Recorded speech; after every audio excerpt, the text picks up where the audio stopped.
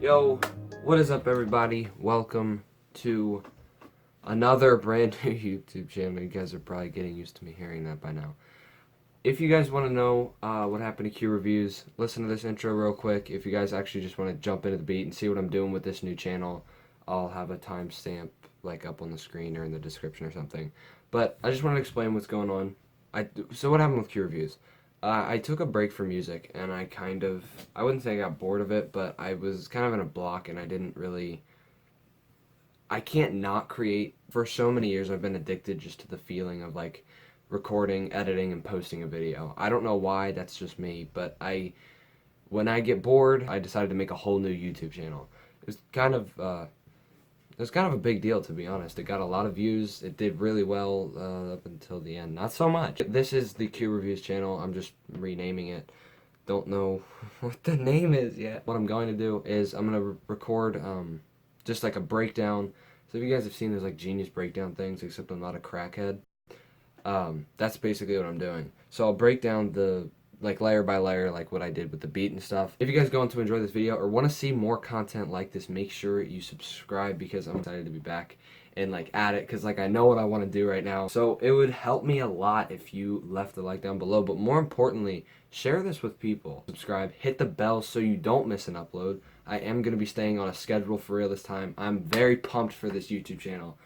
So yeah, okay, so you guys should be seeing my first thing I did with the song is I started out with some chords. They were actually power chords. I didn't know that until I talked to a music person of mine, and he said they were power chords.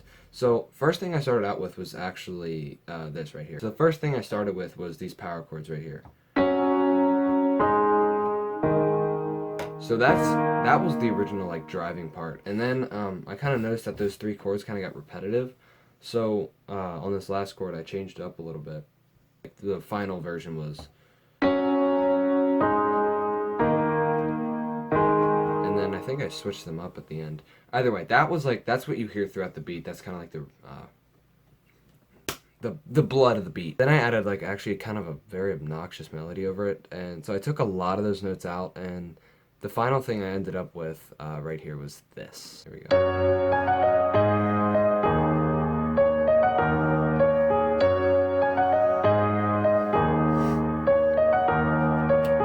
So, I added some bass notes too, in case you guys heard that and were wondering where this came from. Yeah, that was the original part. Next thing I did actually was I laid down a bass, but I actually got rid of it, and then I did another bass, but I was actually just playing the chords in a lower octave with like a lower sounding instrument. So this was actually the bass. I just clicked this in real quick.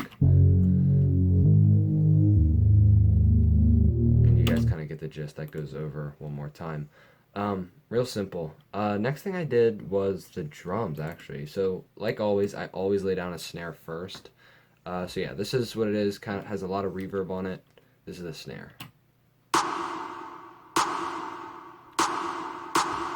So the reverb, after that I went into a kick. I did reverb on this kick, too.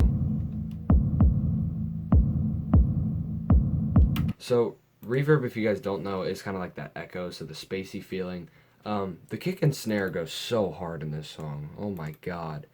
So yeah, this was... Okay, mainly, what I started out with was actually this for... Well, here we go.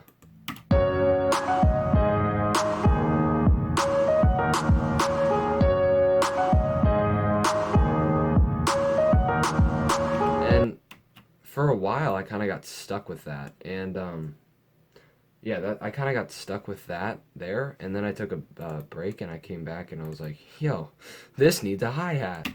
Kind of gives it more movement. So yeah, next thing I moved on to was this part, I think. This is this piano melody right here, but just put in a different instrument. It's called an arpeggiator.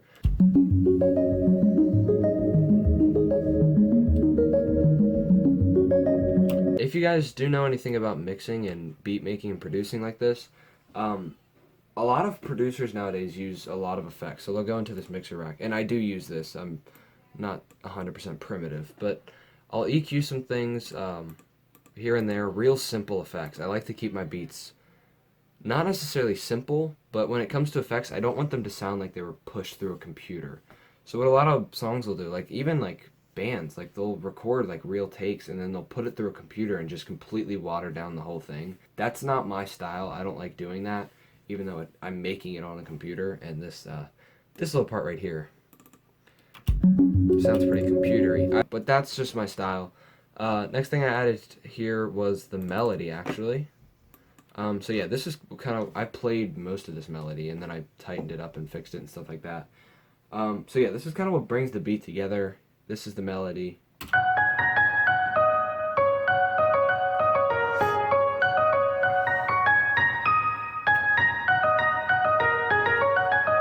And my brother and I actually kind of co-produced it. He's not a producer, but he gave me a lot of ideas for this beat. We both loved that. As soon as I played it, like I was playing it, he was sitting behind me, like right there. And he's like, "Oh, that's hot." And I was like, "Yeah." So I laid it down, I recorded it, I tightened it up, and yeah, so this was I added a crash too, that's what this is. This was kind of what I stuck with for a long time.